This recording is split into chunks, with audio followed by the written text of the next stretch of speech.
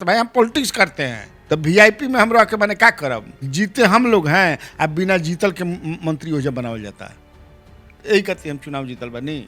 और भी है तो हाँ, 3 आदमी हम लोग तैयार हैं, एक में थोड़ा सा कुछ गड़बड़ है। तो थोड़े के रजिस्ट्री हो गया है कि नीतीश कुमार के साथ ना ही रजिस्ट्रार के यहाँ रजिस्ट्री होगी कि जब तक जिएंगे हम नीतीश कुमार के साथ रहेंगे। ऐसा थोड़े होता है। या मांझी जी कि 110 दोबारा जीतेंगे तो 5 ओवैसी, 4 मांझी और 1 सुनीता आज भी कायम है। इस पे पूरा बिहार परेशान है, माने किसान परेशान है, लोग परेशान है सीओ से। लालू प्रसाद यादव नाच के शौकीन है भिखारी ठाकुर के।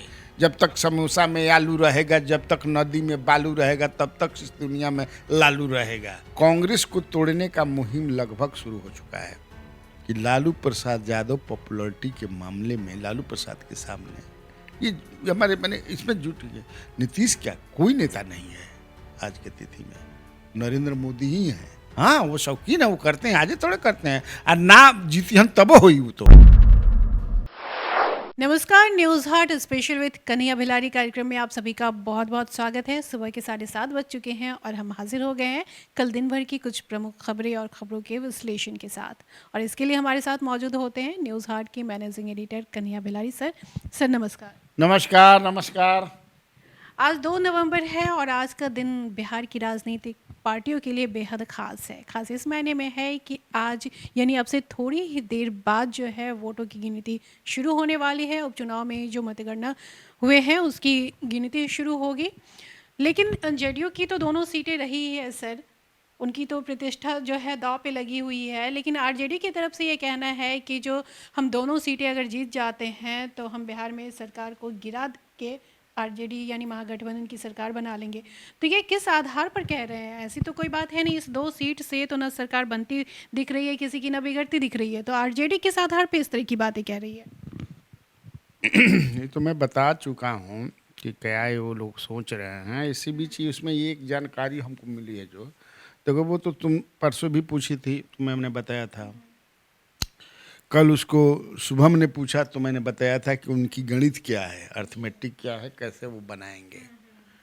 जो उनके पास 110 है ये फिर अभी भी प्रासंगिक है और जो हमारे व्यूवर्स हैं वो बार बार ये जानना चाहते हैं, उनके जो कमेंट्स हैं वो इस तरह के आ रहे हैं, तो इस वजह से हम ये सवाल फिर से आपसे पूछ ना रहे ना हैं। बिल्कुल है, पूछना ही चाहिए। कहीं का मोहन आदमी रोज करेला, क्या करता है?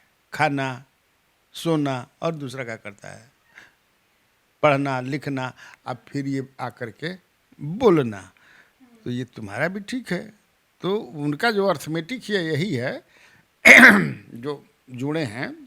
और उसमें ये एक है, देखो सबसे बड़ी बात है कि भाजपा चुप है एकदम। भाजपा आप देख रही होगी बहुत एकदम शांत है। कभी कभी सुशील मोदी, जिनका आज के तिथि में अब बीजेपी में वो महत्व नहीं रहा जो पहले हुआ करता था, क्योंकि बीजेपी बिहार में अब नित्यानंद राय की कमांड में है, कमांडर अब वो है। एक भी बयान नहीं आया उनके तरफ से, या उनके माना जाता भाई उस तरह से बयान है। ये मामला क्या है समझ में नहीं आता है। जो जानकारी आप मुझे देखो, वो तो हम बचा चुके हैं कि 110 दोबारा जीतेंगे तो 5 ओवैसी, 4 मांझी और 1 सुनीता आज भी कायम है। इस पे यही गणित है उनका 122 का। हो सकता है कि सुमित ना है, तो मैंने कहा कि डिप्टी सीएम अगर बना दिए तो क्या हुए ना, यन राजनीति न करते हैं। तो थोड़े के रजिस्ट्री हो गया है कि नीतीश कुमार के साथ ना ही रजिस्ट्रार के यहाँ रजिस्ट्री होगी कि जब तक जिएंगे हम नीतीश कुमार के साथ रहेंगे। ऐसा थोड़े होता है। या मांझी जी पलटा पलटी चलता ही है, शुद्ध लाभ के लिए होता है पॉलिटिकल। यहाँ शुद्ध लाभ मिलेगा, net profit, not gross profit. Gross profit नहीं, नेट प्रॉफिट है। तो जहाँ नेट प्रॉफिट मिलेगा जय हन ये है। इसी बीच ये भी चर्चा है कि इधर से भी कांग्रेस को तोड़ने का मुहिम लगभग शुरू हो चुका है। हाँ, अगर ऐसा होता है तो हम लोग ऐसा करेंगे। हमारी कुछ बातचीत हुई है, जो हमारे भी मित्र हैं कांग्रेस में एमएलए उनको फ़ोन जाने लगा है। अभी मत पूछना कि कौन लोग फ़ोन कर रहे हैं और किसको किसको फ़ोन है, लेकिन फ़ोन जाने लगा रहा है कि आप लोग तैयार हैं ना, तो हाँ हाँ तैयार हैं, आपके लिए तैयार है। तो ये सब होने लगा है तोड़ फोड़ क्या कि अगर दो जाता है राजद के झोली में, तब इधर ये भी है कि एक एमएलए से मेरी बातचीत हुई, वीआईपी के 4 एमएलए हैं, तो एक एमएलए से मेरी बातचीत हुई कि भाई आप के बारे में ये चर्चा है, तो कहा कि हाँ हम तैयार हैं, हम 3 मांग रखे हैं।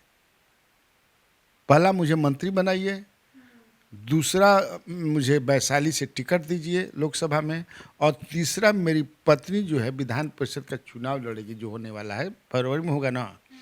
तो एकदम तीनों वो मान गए हैं, लालू प्रसाद यादव जी। तो हमको जाने में क्या दिक्कत है? देखो इतना जानकारी है। और भी है तो हाँ 3 आदमी हम लोग तैयार हैं, एक में थोड़ा सा कुछ गड़बड़ है। तो देखो चल रहा है, पूरा लड़ाई लगा है ना पूरा।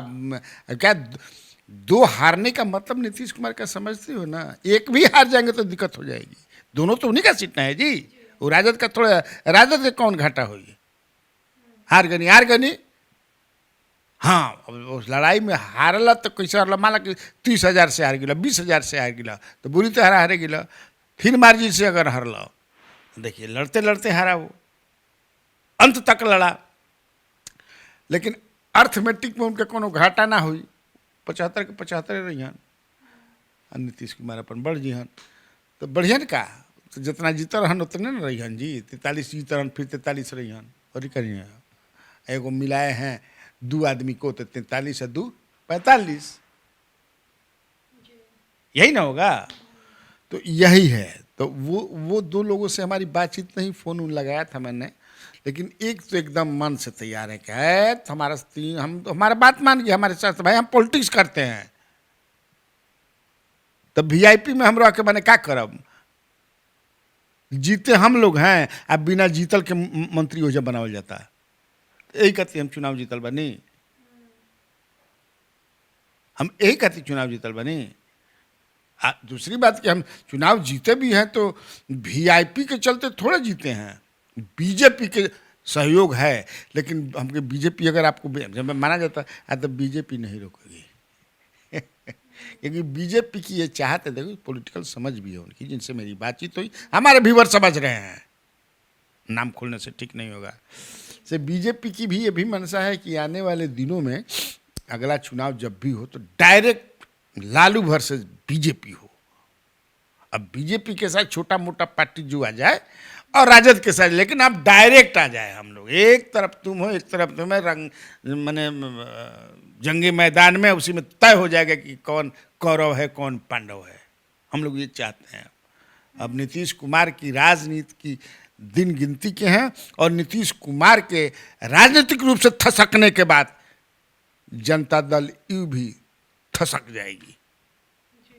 राजद के साथ ऐसा नहीं होगा, इसलिए कि राजद के जो सर्वेसर्वा लालू प्रसाद यादव है, उन्होंने अपनी विरासत ट्रांसफर कर दिया है। अब तो बोल भी दिए कि हमारा दूसरा बेटा जो है मेरा वारिस है।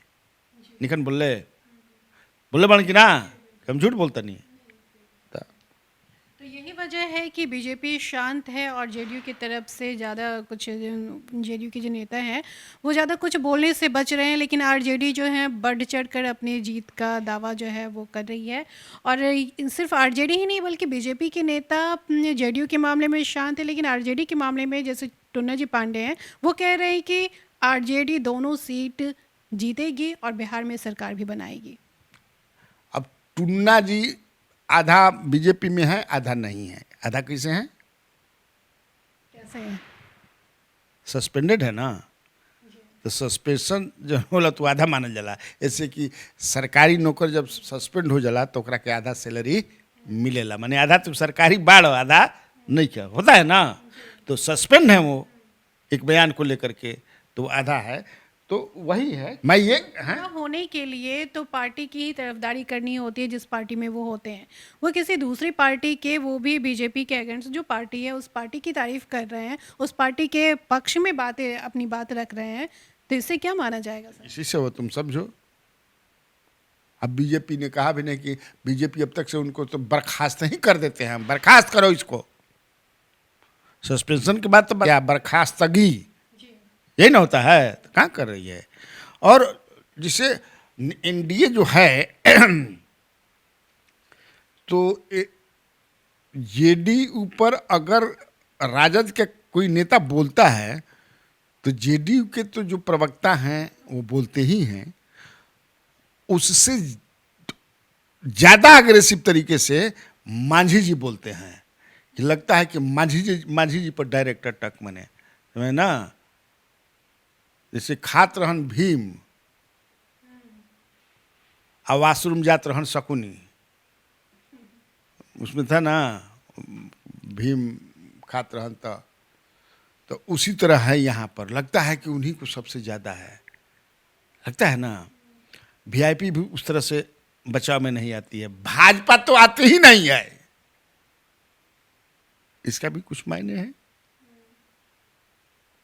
तो वही है पॉलिटिकल। चलो, लेकिन सीएम नीतीश कुमार का कहना है, जब उनसे सवाल किया गया तो उन्होंने कहा कि लालू प्रसाद यादव और तेजस्वी यादव अनाप शनाप बकते रहते हैं मेरे खिलाफ, क्योंकि इससे उन्हें पब्लिसिटी मिलती है। नहीं ऐसी बात नहीं। लालू प्रसाद यादव को पब्लिसिटी के लिए नीतीश कुमार पर बोलने की जरूरत थोड़े है। इट इज, ये कठोर सत्य है, परम सत्य है कि लालू प्रसाद यादव पॉपुलरिटी के मामले में लालू प्रसाद के सामने ये हमारे मैंने इसमें जुट गए। नीतीश क्या कोई नेता नहीं है आज के तिथि में, नरेंद्र मोदी ही हैं। नरेंद्र मोदी ही हैं पॉपुलरिटी के माने में आज के माने हाल में, जो सही बात बोलना चाहिए। हमने इंटरव्यू में कहीं बोल दिया था तो उस पर कई लोग कि आपने इनकी तुलना कर दी जी गांधी और जयप्रकाश से, लेकिन उन लोगों को पता हम तुलना थोड़े किए थे। हमने कहा पॉपुलरिटी ही पॉपुलर। लालू प्रसाद यादव, आप गूगल पर जाओ, लालू प्रसाद यादव उसमें डालो और तब देखो कई करोड़ आता है। उतना अमिताभ बच्चन और शाहरुख खान का भी नहीं आता, नरेंद्र मोदी का ज्यादा आता है। देख लो, हम जो झूठ बोल रहे हैं तो मैं पॉपुलरिटी को उसमें किया था। नहीं कीजिए कि जब तक समोसा में आलू रहेगा, जब तक नदी में बालू रहेगा, तब तक इस दुनिया में लालू रहेगा। तो उस दुनिया में लालू रहने का मतलब कि उसका नाम रहेगा। नश्वर शरीर है, जिंदा थोड़े आदमी रहता है। जो आया है हम हो तुम हो, सबको जाना है, जहां से आए हो वहीं जाना है। तो ये है नीतीश कुमार का ये कहना, लेकिन पॉलिटिकल बयान क्या कहेंगे। और नीतीश कुमार ने ये कहा कि हम अब ये जनता मालिक है, कौन जीतेगा कौन हारेगा, ऐसा थोड़े है। इससे लगता है कि वो कहीं ना कहीं से ही हैज़ गॉट फीडबैक कि बढ़िया पोजीशन में नहीं खींचा। ये भी नहीं कोई कहा होगा, जो बताया होगा। भाई सरकार के पास तो मशीनरी है ना जानकारी का, अदर देन नीतीश कुमार का अपना गुप्तचरी व्यवस्था जबरदस्त है। मैं कई बार बोल चुका हूँ, मैंने एकदम जबरदस्त गुप्तचरी वैसा है जैसा चाणक्य का हुआ करता था, ये भी मैं बोल चुका हूँ। कॉन्फिडेंट हो करके वो कोई नहीं बताया होगा कि sir we are winning, 100% winning. तो बताने धकी बा सर, हार भी सकते हैं जीत भी सकते हैं, ये बताया होगा साहब। तो उसी को लेकर के नहीं तो नीतीश कुमार तो कई बार कहें कि कहाँ बात करते हैं आप लोग, जश्न मनाइए, जीत रहे हैं हम लोग, कई बार बोले हैं। तब नीतीश कुमार भी जो है आज जश्न मनाने की तैयारी कर रहे हैं, और इधर जो है राजद ऑफिस में भी जश्न मनाने की तैयारी चल रही है। क्या क्या जश्न की तैयारी चल रही है सर? जश्न का दोनों तरफ से भाई, जब तक से क्रिकेट मैच जैसे होला तो दोनों तरफ से समझे कि तैयारी रहता है ना, फूल माला लड्डू क्रैकर्स, समझ ना। नहीं, राजद ऑफिस में कुछ अलग ही जश्न मनाने की तैयारी चल रही है, जैसे नाच की बातें हो रही है, लालटेन जलाने की बातें हो रही है।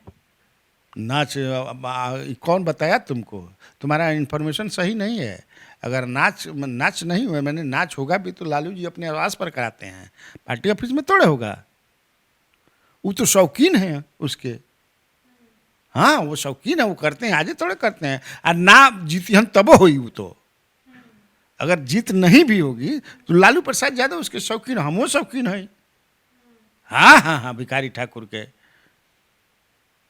अब भिखारी ठाकुर का ज़्यादा सुनते हैं, जो भोजपुरी के शेक्सपियर कहे जाते हैं। तब फिर कोनो श्याम बहादुर लेखा कौन उनके जेडी कैक हैं जो नाचते रहते हैं बिना माने मतलब के गीत पर। उसे थोड़े लालू जाके एक भी भलगर गीत नहीं होता है। और जब से वो शुरू से ही उसके शौकीन है, तो यार ये गलत इन्फॉर्मेशन कोई दे दिया तुमको कि पार्टी ऑफिस में है। पार्टी ऑफिस में नहीं, नाच की बातें हो रही है तो लोगों को लग रहा है कि जो आरजेडी जीत रही है तो उसी की खुशी में जो है इस तरह के जश्न का, इस तरह के आयोजन का जो है रखा गया है। ठीक है, तुमको इन्फॉर्मेशन कोई दिया होगा, लेकिन हमने व्यूअर करने ऐसा नहीं है कि जश्न में नाच होना है, नहीं। लालू प्रसाद यादव नाच के शौकीन है भिखारी ठाकुर के और निर्गुण। हाँ, तो ये ऐसा नहीं है कि वो करते हैं, सुनते हैं। और इसके बाद उधर से भी है भाई, ढोल नगारा बाजा वोजा भाई, जो भी जेडीयू की तरफ से भी है। यही सब। यानी दोनों ही दलों को लग रहा है कि उनकी जीत पक्की है और इस वजह से जश्न मनाने की जो है तैयारियां शुरू हो गई हैं। तो सर, यूपी चुनाव की खबर की ओर बढ़ने से पहले एक बिहार के किसानों के लिए बड़ी खबर है, वो मैं बता दूं। किसानों के लिए जो बड़ी खबर है वो है, बिहार में धान खरीद की शुरुआत हो चुकी है। बिहार सरकार के सहकारिता मंत्री सुभाष सिंह ने सोमवार को धान खरीद की शुरुआत करते हुए कॉल सेंटर का भी शुभारंभ किया है। ये कॉल सेंटर 7 दिन 24 घंटे काम करेगा। अगर किसानों को धान खरीदने में किसी भी तरह की परेशानी होती है तो वो इस पर कॉल कर सकते हैं। ये टोल फ्री नंबर है। कॉल सेंटर का जो नंबर है वो है 1800-1800-1100 है। किसान धान खरीदने में आने वाली दिक्कतों को लेकर इस पर कॉल कर अपनी शिकायत दर्ज करवा सकते हैं। बहुत बढ़िया तुम्हारा सवाल है, इससे मैं कहता हूँ। तुमने जरा नंबर बताया, क्योंकि हम हमारे किसान हैं और किसानों के हित की बात हो रही है, और यही हमारा आज का समाचार। इसलिए कि मैं भी किसान हूँ, पत्रकार भी हूँ, तो किसान हूँ। पहले मैं भारतीय हूँ, इसके बाद हिंदू चाहे मुस्लिम जो हूँ, पहले भारतीय, खाटी इंडियन, तब बिहारी, इंसान, किसान, पत्रकार लास्ट में। चलो तुम नंबर दो, हम करते हैं कि वाकई ये हो रहा है कि नहीं हो रहा है। नंबर है 1800-00-00-110-110। चलो।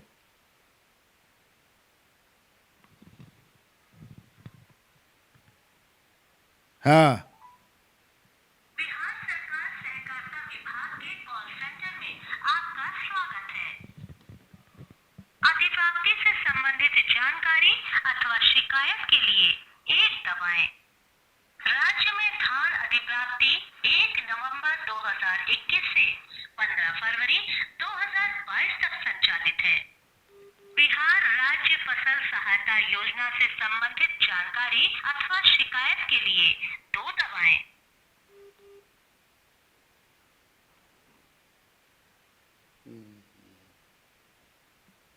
2 दबाया। हाँ। किसान निबंधन से संबंधित जानकारी के लिए 1 दबाएं। आवेदन से संबंधित जानकारी के लिए 2 दबाएं। दोबारा सुनने के लिए 3 दबाएं। कॉल सेंटर प्रतिनिधि से अन्य जानकारी अथवा शिकायत के लिए 9 दबाएं।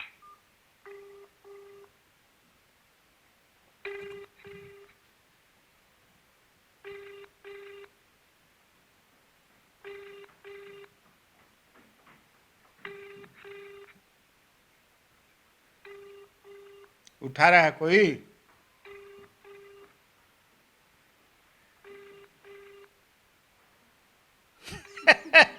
मैं कहा ना, इसको धरातल देखना पड़ता है। कोई उठा रहा है? वो तो बेचारी बोल दी अपना अब कोई जानकारी लेना है तो 9 नंबर पर जाए बा, ये लास्ट में बोलते हैं 9 नंबर तो बोले बनी, घंटी हो रहा बा। ये जानना चाहिए ना लोगों को, ये व्यवस्था है। जोड़ बंद कर दूसरा तो रात भर बाज जाता है, कोई उठा ही ना। हो सकता है कि समझिए कि 24 घंटा में 5 बार कोई उठा ले। अब सिस्टम खत्म हो गया है ना। ये अच्छा, ये मैं पूछता हूँ तुम्ही से, तुम उसमें नहीं जानती हो। साइकिल पर चलता है जब पैक्स का चुनाव लड़ता है, 5 साल में जो है वो आ जाता है, पहले बोलेरो पा उत्तराखंड में स्कॉर्पियो पा जाता है, कहाँ से आ जाता है? अब ये समझो तुम कि किसी भी स्थिति में ये लोग दिसंबर से पहले खरीद नहीं करेंगे। खरीद भी करेंगे तो दूसरे ये बड़ा समझने में दिक्कत है। बेचारे सुभाष बाबू तो सीधा साधा आदमी है, पहले बार मंत्री बने हैं। अब अधिकारी जो कहे होंगे अपना उसी पर चल दिए। तुम्हारे सामने न कोई उठा रहा है जी। तो अभी हमने आपसे कहा कि किसानों के लिए बड़ी खबर है और बड़ी अच्छी खबर है, लेकिन जो सुविधा है, जिस तरह की सुविधा मुहैया कराने की बात कही गई है, कल यानी 1 नवंबर को जो इसका कॉल सेंटर का शुभारंभ हुआ है, एक ही दिन में इसकी ये हालत है कि यहाँ कोई फ़ोन भी नहीं रिसीव कर रहा है। तो किसानों को सोच सकते हैं कि कितनी समस्याओं का सामना करना पड़ सकता है। वो अपनी शिकायत कहाँ दर्ज करवाएंगे? ये टोल फ्री नंबर है, लेकिन फिर भी यहाँ पे जो है उस तरह की सुविधा नहीं दिख रही जिस तरह की सरकार जो है कह रही है कि हम किसानों को सुविधा दे रहे हैं। तो हम चाहेंगे कि जो भी पदाधिकारी कर्मचारी इससे जुड़े हैं उन्हें जल्द से जल्द इस पर एक्शन लेना चाहिए, इस व्यवस्था को दुरुस्त करना चाहिए ताकि किसानों को जो है वो सुविधा मिल सके। मैं तो बोल चुका हूँ पहले भी तुमसे, और कई बार इस पर मैं कर चुका हूँ। वो मुश्किल से 10% जेन्युइन किसान को 15% जेन्युइन किसान का खरीदा जाता है।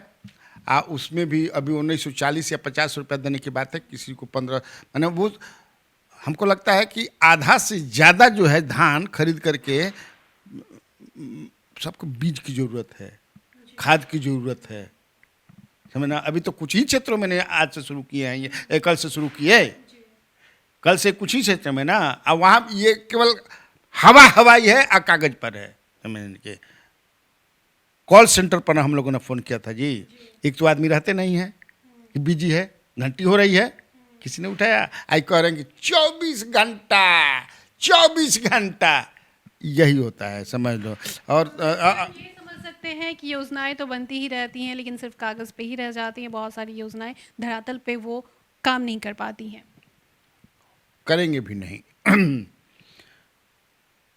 कल सीएम का जनता दरबार था और सीएम के जनता दरबार में ज़्यादातर फरियादी जो है वो ज़मीन से जुड़े हुए प्रॉब्लम से है। तो ज़मीन से जुड़ा हुआ जो प्रॉब्लम होता है भूमि से, उसका मंत्री कौन है? राम सूरत राय है, भाजपा कोटे से, भूमि सुधार एवं राजस्व मंत्री हैं।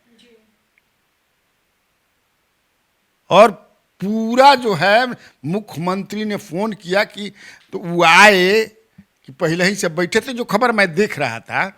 और मुख्यमंत्री ने कहा कि आपके यहाँ बहुत मामला है, जरा सुना कीजिए।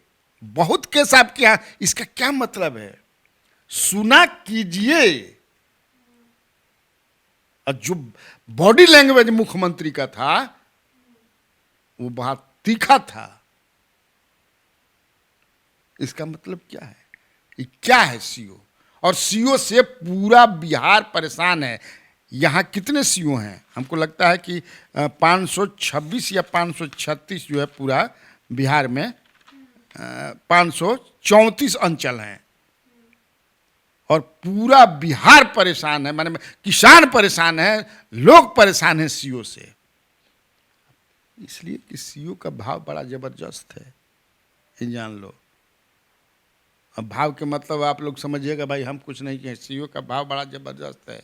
एक रिटायर्ड बता रहे थे सीओ कि हम लोग को रमई राम के समय में 2 था, अभी हो गया है पटना के आसपास 30 चला गया है भाव वीडियो सीओ का। हाँ, अब समझ जाएंगे अब क्या है ये। मैंने हमारा पन्ना के हम बहुत ये कर रहे हैं। अभी आपको याद होगा कि 2 जुलाई 2020 को मुख्यमंत्री ने, उस समय के जो भूमि सुधार मंत्री थे, वो अपने पास ट्रांसफ़र पोस्टिंग का फाइल था, मंगा लिए। और ये उस समय के जो मंत्री थे वो 1 सप्ताह कोमा में चले गए फाइल मंगावला से। और उनका जो आफत सचिव था, आप तो सचिव को आदमी कहता है आफत सचिव, वो 1 महीना कहाँ था पते नहीं चला। तो आखिर क्या है, भाव के चलते चॉकलेट टाना गया था, चॉकलेट लौटावे के पड़ी तो मुख्यमंत्री फाइल मंगा लेलन। अभी तुमको देखो, मैं उसका बोगी रहा हूँ।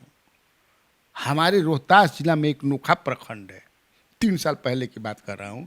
अभी जो सीईओ है भाई बुरा नहीं मानेंगे, 3 साल पहले जो सीईओ था, मेरा एक आदमी से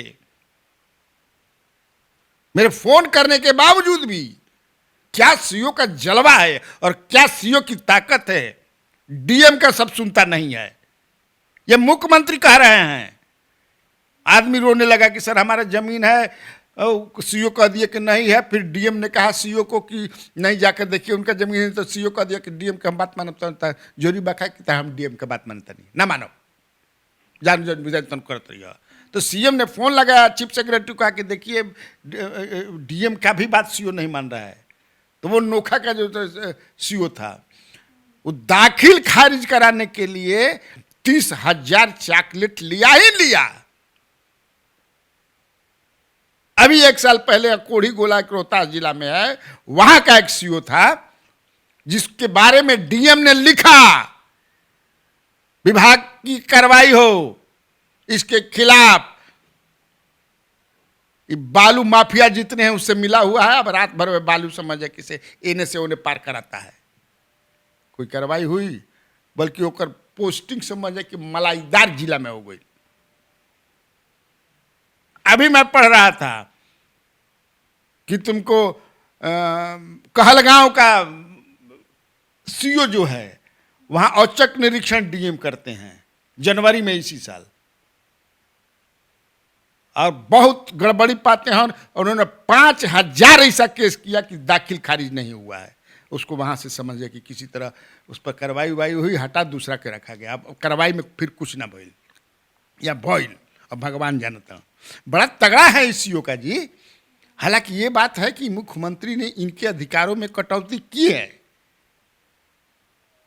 कटौती सीईओ के अधिकारों में हुई है, लेकिन तबो अतना अधिकार बा तबो नहीं कि भाव 30 तक गई बा, नहीं तो आखिर 30 काहे कोई दी कि हमारा के हेजा भेज दो, हमारा कहोजा भेज दो, हमारा कहोजा भेज दो। अब मुख्यमंत्री भी पहले वाला बात नहीं ना, उस राम नारायण मंडल जब मंत्री थे आपने फाइल मंगा लिया था, उस समय वो लोग 53 था विधानसभा में, अभी है 74। हिम्मत है आप थे 70। तो मैं बता दिया कि जानना चाहिए कि कल मैंने जनता दरबार में क्या स्थिति है और सीईओ की क्या स्थिति है, कितना पावरफुल लोग हैं। चलो अब दूसरा का करो। सर आप नीतीश कुमार की बात कर रहे हैं, तो नीतीश कुमार ने कल एक और बयान दिया है महंगाई पर। उन्होंने कहा है कि ये हम क्या कर सकते हैं, ये तो हर जगह की एक ही स्थिति है। महंगाई को लेकर न सीएम नीतीश कुमार का बयान जो है कल दिन भर सुर्खियों में रहा, बल्कि बीजेपी के मंत्री हैं महेंद्र सिंह जो एमपी से हैं, महेंद्र सिंह सिसोदिया हैं, उनका बयान जो है सोशल मीडिया पर खूब ट्रेंड कर रहा है, काफ़ी सुर्खियां बटोर रहा है। वो बयान है कि लोगों की आमदनी बढ़ी है तो महंगाई भी स्वीकार करनी पड़ेगी। ठीक है, उनके पार्टी के लाइन पे वो बोले हैं। वो क्या कहें कि महंगाई बढ़ गई बा, वो भाजपा के नहीं है जी। और नीतीश कुमार भी जो बोल रहे हैं कि दुनिया भर में है, तो किसके साथ हैं? तो मैंने क्या लोग एक्सपेक्ट कर रहे हैं कि सत्य बोल दें कि नहीं महंगाई खूब बढ़ल बा, तो सत्य बोल देंगे तो मुख्यमंत्री रहेंगे? महंगाई तो बढ़िया ना गिल बा जी। अब महंगाई तो इतना बढ़ गया है कि जो कुम्हार हैं, जो दिया बनाता है, धरती से चलो बात करो, वो रो रहा है कि हमने के दिया नहीं खे बुझात, दिया में तेल, आखिर दिया में कैसे जरी, कैसे जलेगा? तेल डाला जाएगा, या तो करू के तेल डलबू, नहीं तो तीसी के तेल डलबू। तोरी महंग तोरी करू के तेल महंगे बा, तीसी महंगे बा,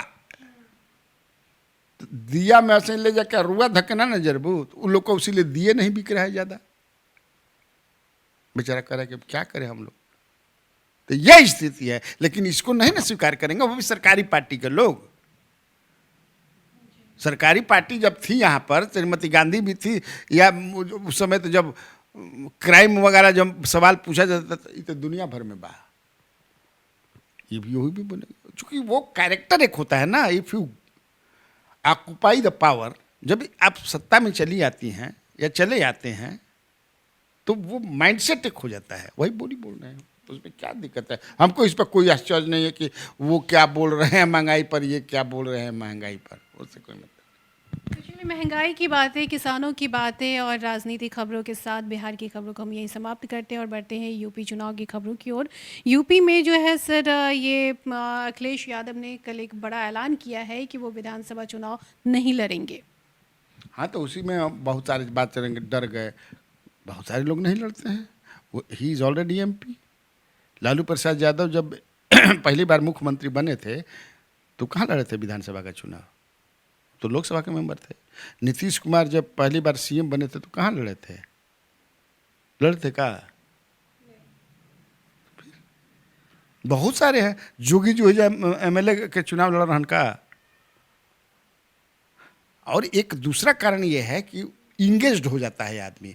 अगर आप चुनाव लड़ेंगे तो आपकी घेराबंदी शुरू कर देते हैं, फिर आपको समय देना पड़ता है। उससे चाहते होंगे कि हम एकदम निछूटा रह के सबके जिताएं, प्रचार करें, ये पॉलिटिकल एक उनका प्लान होगा और एक रणनीति के तहत ऐसा कर रहे होंगे। ऐसा करते हैं, बहुत सारे लोग करते हैं। जी, और वही मायावती का कहना है कि बीजेपी और कांग्रेस दोनों एक जैसे हैं।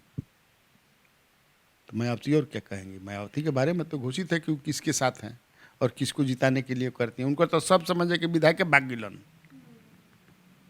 उनका तो सब विधायक भाग गया। तो अब मायावती की राजनीति लगभग समाप्ति की ओर अग्रसर है। बीएसपी का जो वोट बैंक है ना, वो धीरे धीरे खत्म होकर के कहीं चंद्रशेखर रावण जो कहीं हैं, तो कहीं राजभर हैं, तो कहीं ये है, वह टुकड़ों में कहीं समाप्त हो रहा है। और यूपी की राजनीति में जो है सियासी संग्राम तो काफ़ी तेज है, जिसमें कि जिन्ना जो है वो प्रवेश कर चुके हैं। तो आप समझ सकते हैं कि किन मुद्दों पर चुनाव लड़ा जाएगा। हमको जो लगता है कि देखो, बीजेपी वो एजेंडा तो कभी छोड़ेगी नहीं जो उसका पोलराइजेशन का है। मैं कई बार बोल चाहूँगी कि ये कोई गलत भी नहीं है, वो अपना उसी तरह की वो राजनीति करते हैं, उत्तर प्रदेश में भी करेंगे और कई जगह किए हैं, लेकिन वो सफल होता है कि नहीं ये देखना होगा। मुझे लगता है कि अब सफल नहीं होगा, क्योंकि लोग धीरे धीरे महंगाई पर और जो परेशानी हो रही है किसानों को, खासतौर से खाद नहीं मिल रहा है, धान नहीं बिक रहा है, वहाँ भी तो देख रहे हो ना कई लोग जो है, तो इसी को मुद्दा पर है। पोलराइजेशन पर अब हो गया, राम मंदिर बन गया ना जी, अब कहाँ खतरे में है हिंदू, अब खतरा में थोड़े बनन, कोई हमने पर खतरा डाल दी, बात नहीं के बिन लिहन आदमी इतना हम लोग हैं, कितना है जिसका वो भाई दिखाते हैं तो कितना 22-25 करोड़ हैं, हम लोग 1.25 अरब हैं बिन लेपचा। तो मुझे नहीं लगता है कि ये कोई मुद्दा होगा अब, लेकिन मुद्दा बनाने का प्रयास क्या करेंगे ही। तो सचिन पायलट भी आए हैं कल, वो भी प्रचार करने, भाषण दिए, बात की लोगों से, और उन्होंने कहा कि 2G स्कैम जो इन लोगों ने लगाया था वो भी तो फॉल्स हो गया, झूठा हो गया। तो कोटे में विनोद राय जो बताया था कि 2G 1,75,000 करोड़ का स्कैम था, वो तो बोल दिए कि तो क्या क्या बोल रहे हैं। तो अब लेकिन ये बात है कि बीजेपी पोलराइजेशन का प्रयास करेगी और बाकी जो पार्टियां हैं जो मेन राइवल है, खासतौर से बीजेपी कहते हैं सपा हो या कांग्रेस हो, बीएसपी तो लगता है कि वो फोर्थ पर चले जाएगी, क्योंकि कांग्रेस जो है प्रियंका गांधी के नेतृत्व में वो बढ़िया, मतलब आंदोलन एक होता है ना, लोगों के इश्यूज को उठाना और सरकार के कमियों को जनता के सामने लाना, वो बहुत अच्छा तरीके से परोस रही हैं।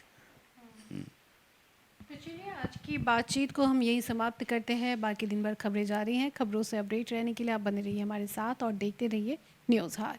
1956 में एन कॉलेज की स्थापना बिहार के पूर्व वित्त मंत्री अनुग्रह नारायण सिंह के नाम पर की गई थी। एएन कॉलेज ने अब तक 3 बार ए ग्रेड प्राप्त किया। साइंस स्ट्रीम में हमें इंडिया टुडे रैंकिंग में पिछले साल और इस साल लगातार प्रथम स्थान आया। यह अपने आप में एएन कॉलेज की गरिमा और प्रतिष्ठा की कहानी बताता है। इसके लिए हमारे शिक्षकों ने और छात्रों ने अथक प्रयास करके महाविद्यालय की प्रतिष्ठा को बढ़ाने का जो काम किया है अपने आप में अभूतपूर्व है। कम समय में एएन कॉलेज ने जो ऊंचाई प्राप्त की है शायद वह किसी इंस्टीट्यूशन को पूरे देश में नहीं मिला है।